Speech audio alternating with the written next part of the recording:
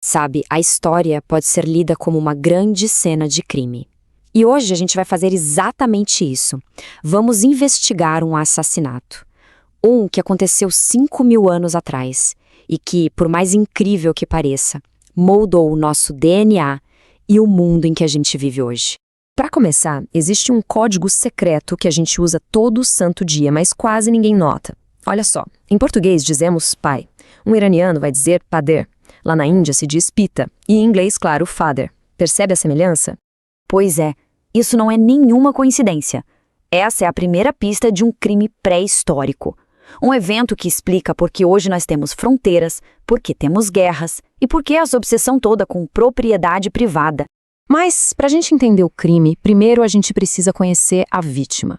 E a vítima aqui é uma civilização inteira que foi esquecida por muito tempo, até ser descoberta pela arqueóloga Marija Gimbutas. Ela deu um nome para esse povo, a Velha Europa. E olha, não estamos falando de uma utopia mística, de um conto de fadas, não. A arqueologia mostra que foi uma civilização real, super complexa e que durou milênios. Foi um período de uma estabilidade que hoje em dia é difícil até de imaginar. As características desse povo descrevem um mundo que pra gente soa quase alienígena. As escavações revelam vilas abertas, sem muros, construídas em lugares totalmente vulneráveis. Sabe por quê? Porque eles simplesmente não tinham medo de ataques. A cooperação era muito mais importante que a competição. Essa citação da própria Gimbutas diz tudo, né? O foco deles não era conquistar, era criar. Eles até tinham a tecnologia para fabricar armas, mas, por uma escolha consciente, decidiram não fazer isso. E esse detalhe, guardem bem, é absolutamente crucial. Mas então, o paraíso acabou. Do leste das estepes surgiu um povo que ia mudar o rumo da história para sempre. Eles são os nossos principais suspeitos no desaparecimento da Velha Europa. Um povo nômade conhecido como Yamanaya. Os Yamanaya não eram só mais uma tribo qualquer. Eles eram literalmente uma tempestade perfeita de inovação. Primeiro, a roda, que deu a eles uma mobilidade nunca antes vista. Segundo, uma mutação genética que os transformou em, super-humanos para a época. E terceiro, a arma biológica mais aterrorizante daquele tempo, o cavalo. O ponto que decide tudo, este aqui, 20 centímetros. Por causa da capacidade de beber leite na idade adulta, eles eram gigantes biológicos. Agora imagine um exército de homens 20 centímetros mais altos, montados a cavalo, invadindo vilarejos de pessoas que nunca tinham visto nada parecido na vida. Durante décadas, a teoria da Gimbutas de que houve uma invasão violenta foi ridicularizada. O pessoal dizia que foi só uma troca cultural, uma fusão pacífica. Mas a ciência forense moderna, com a tecnologia de hoje, encontrou a prova definitiva, nos ossos. A diferença de mentalidade entre as duas culturas está gravada nos seus túmulos. De um lado, você tem enterros coletivos onde a comunidade era tudo. Do outro, os túmulos Yamanaya. Um único guerreiro, enterrado sozinho, com suas armas, com seus bens, é um choque de mundos, visível até na forma de lidar com a morte.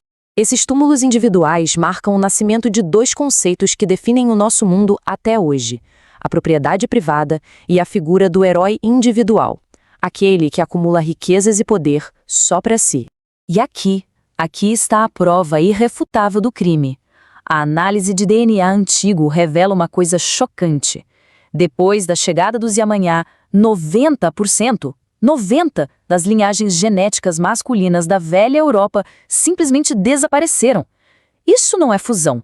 O nome disso é substituição. Os números não mentem, não é? Uma substituição genética nessa escala não acontece com abraços e troca de mercadorias. A ciência provou, décadas depois, que Marija Gimbutas estava certa o tempo todo. Foi uma conquista violenta. Ok, com o crime resolvido, a pergunta que fica é: por quê? Qual foi o motivo de tudo isso? E mais importante, como é que esse evento tão antigo ainda ecoa nas nossas vidas hoje? O motivo, no fim das contas, era econômico.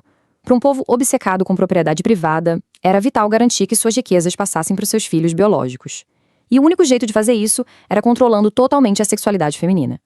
O patriarcado nasceu, basicamente, como um mecanismo de segurança patrimonial.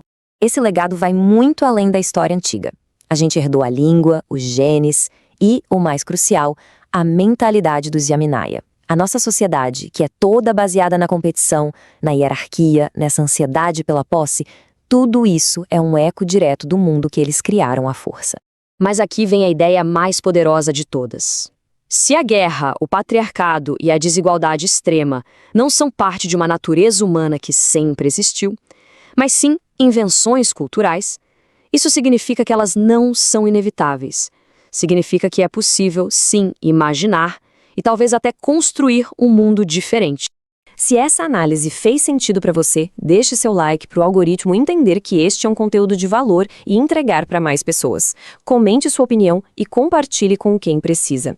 Obrigado por assistir até o final e até a próxima.